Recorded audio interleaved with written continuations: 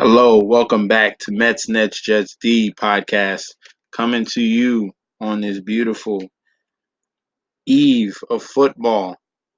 We got a Thursday game, we got a full slate of Sunday games. Football is finally back, and I'm ready. I did these Draftkings videos of my weekly picks last year. I plan to do it again.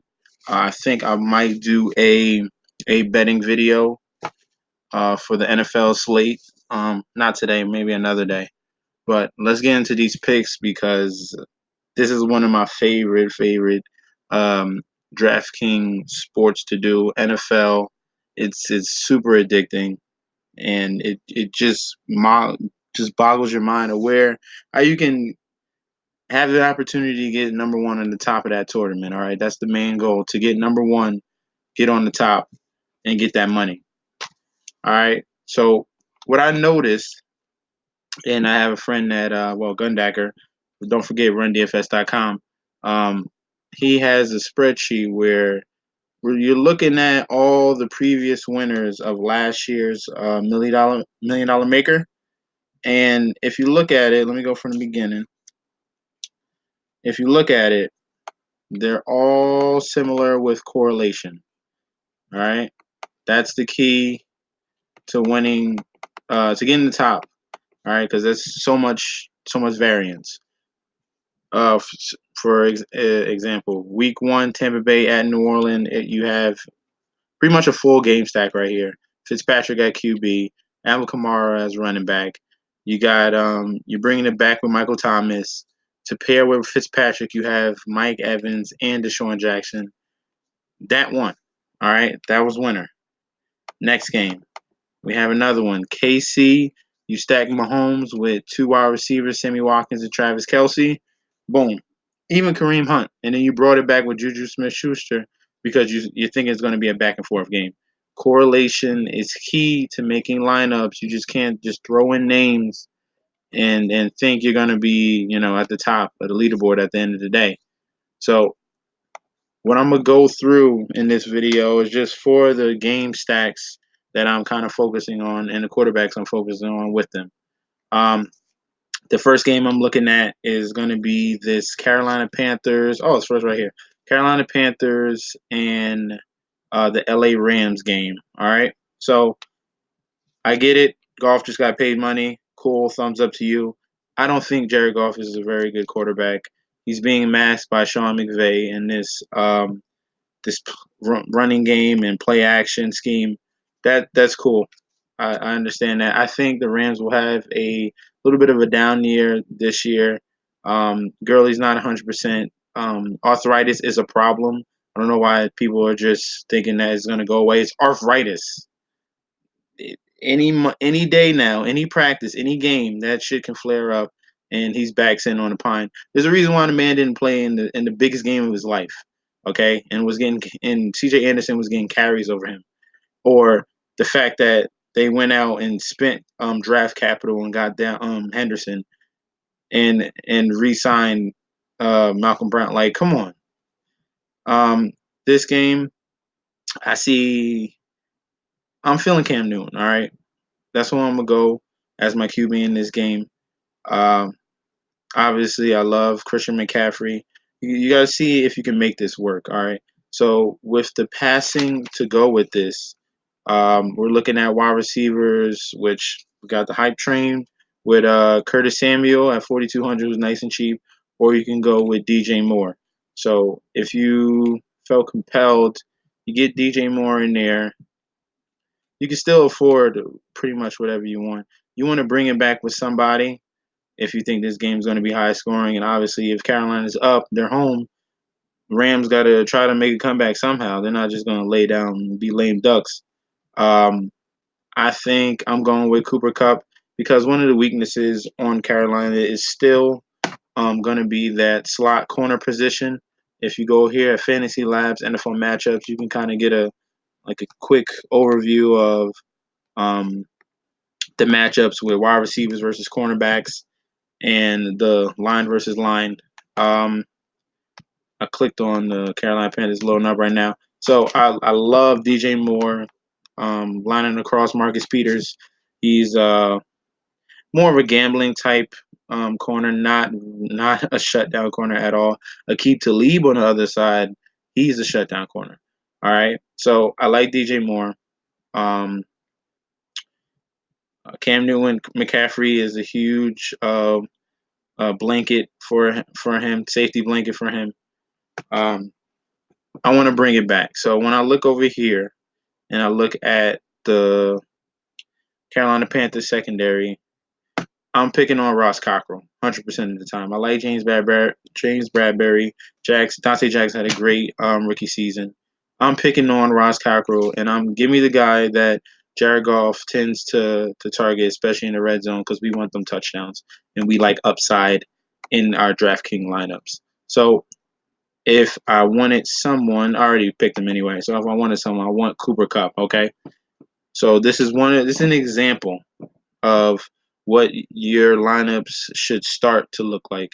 Um, if you want to win $1 million, all right, let's go back to the example right here. Week 2 was a stack. Week 3 we have another stack. New Orleans at Atlanta. You had Matt Ryan. You had Alvin Kamara stack right there, and you paired Matt Ryan with Calvin Ridley.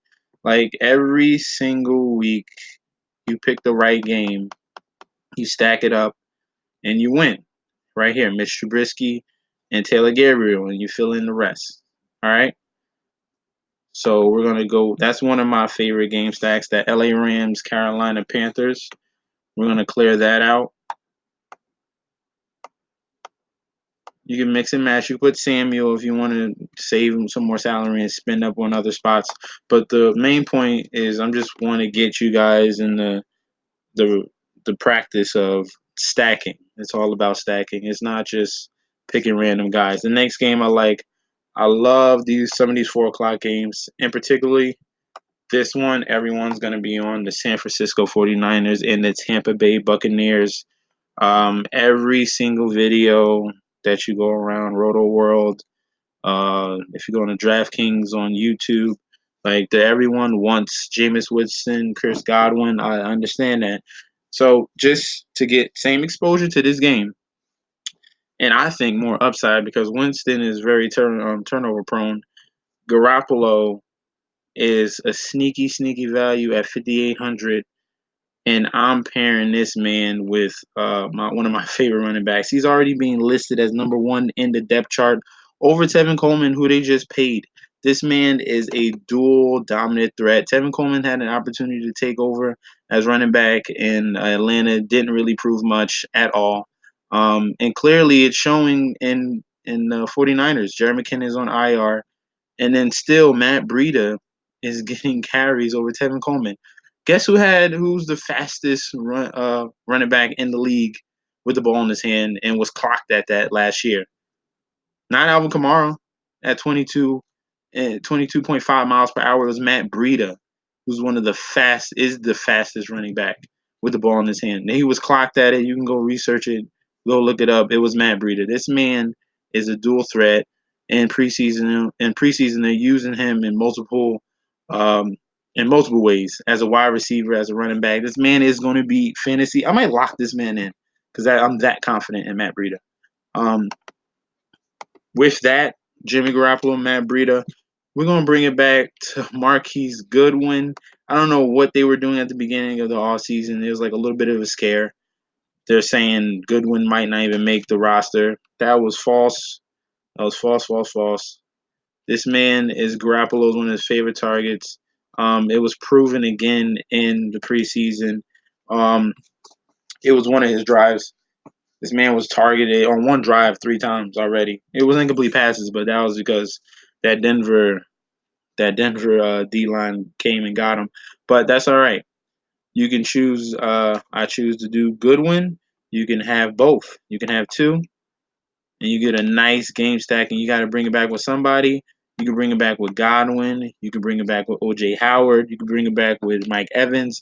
They're so cheap. You can afford Mike Evans in this lineup. All right. And I'm loving this game stack. This game might do 70 plus points. This is crazy. I really love this San Francisco Tampa Bay game. All right. So make sure you get exposure to this. Don't really follow the chalk with Winston. I'm going with Jimmy Garoppolo, and I definitely love Matt Breida. All right. So that's gonna be my second stack. My next one, I'm gonna do. Let me get my bias out the way real quick because Vegas is seeing something over here, and I'm noticing it very well. This Jets Buffalo game sneakily kind of might be a little bit of back and forth. All right, these two teams faced in the last year. Um, it was a little bit of shootout right there because the Jets were down. Sam Darnold came back. I think it was like 27-24. It could have been even more points, but they were going back and forth at it.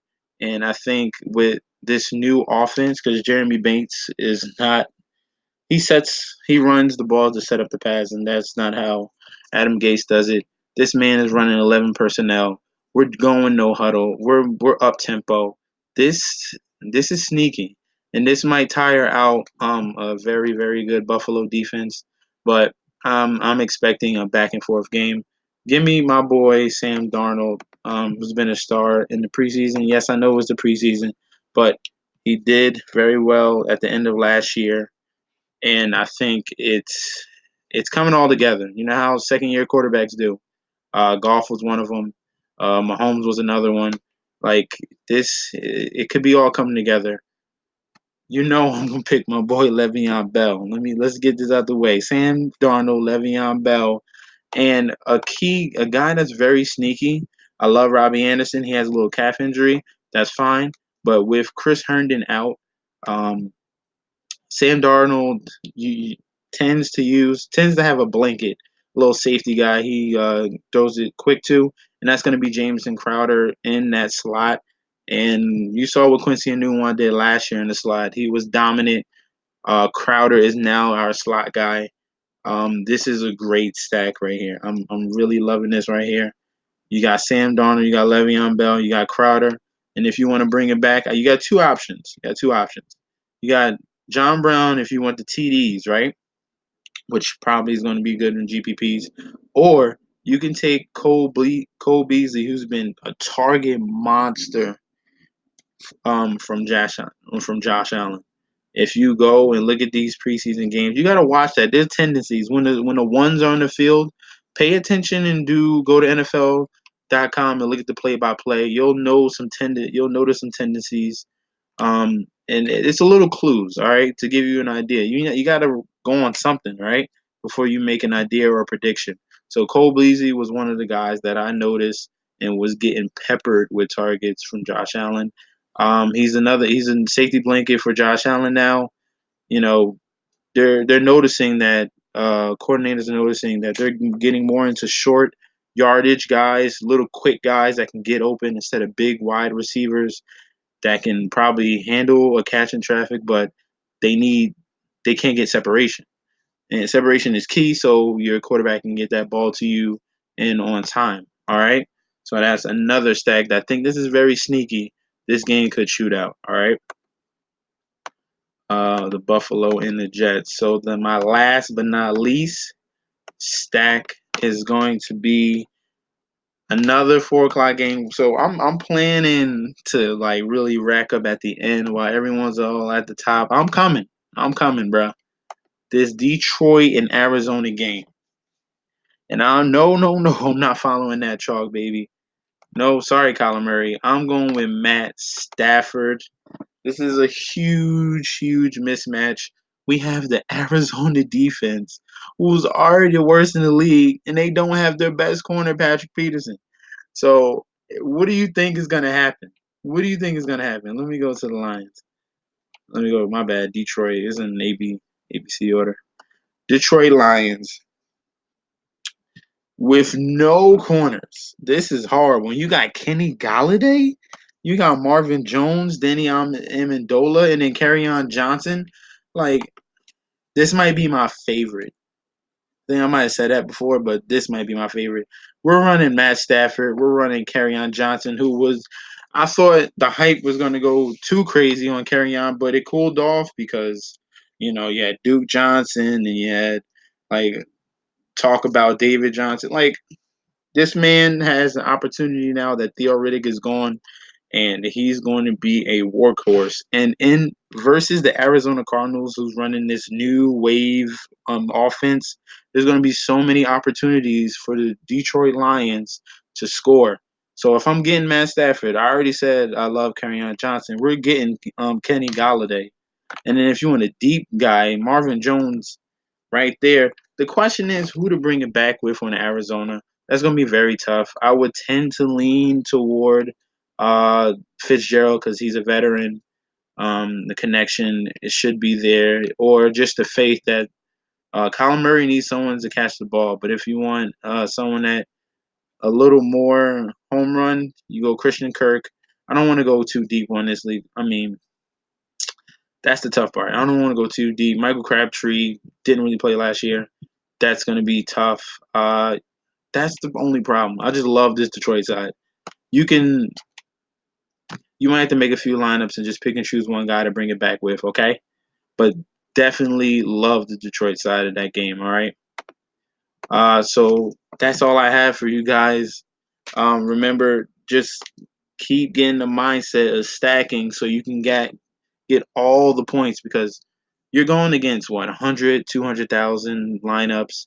No one's really gonna have every player in one game, and you're racking up all the points in that. It's gonna be scattered, but you're in there in the main game where it's all the points are being scored. You're getting all the points, and you're going up to the leaderboard at top 10, top 5, number 1. That's the key. Okay, it's been proven last year, and it's going to be the same thing this year. Just that if everyone else is going to be sharp enough to catch up. Okay. Uh, oh my God, week 5 it was a freaking Aaron Rodgers and 2 wide receivers, Devontae and Valdez Scantling. That's a nice stack. They didn't bring it back on anyone, but yeah, they didn't bring it back on anyone, but that's fine. That's like similar with what I would be doing with Detroit. Okay. This Brock Osweiler game was freaking out of nowhere. He stacked it with Austin Hooper. Didn't really bring him back with no one. He found another game that had high point potential, and that's what you got to do. Have your stack, and then bring in another game that you think is going to be back and forth. All right. So that's all I have for you guys. This my bad for this weekend. Well, for this week, hopefully I'll try to do a video on my betting picks for NFL Sunday. But other than that, that's all I have. Good luck and peace out, guys.